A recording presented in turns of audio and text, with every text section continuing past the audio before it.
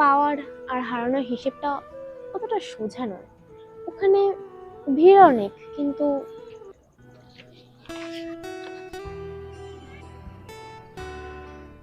ডায়েরিটা এখনো শেষ হয়নি। ওর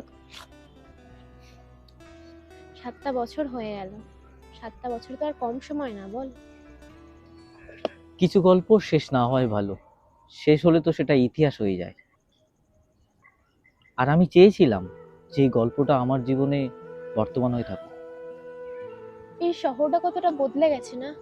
সেই রাস্তা, সেই চায়ের দোকান থেকে যেন সেই গন্ধটা আর বেরোয় না। আমি ভেবেছিলাম তুই হয়তো কোথাও চলে গেছিস। কোথায় আর যাবো বল, আমার সবকিছুতেই শহরের কয়েকটা গলিতে আটকে আছে। তুই তো চলে গেলি, সেখানে নতুন মানুষ পেলি, নতুন শহরও পেলি। আর আমি পাওয়ার আর হারানোর হিসেবটা অতটা সোজা নয়। ওখানে ভিড় অনেক, কিন্তু তোর মতো নাম ধরে ডাকার মতো কেউ নেই।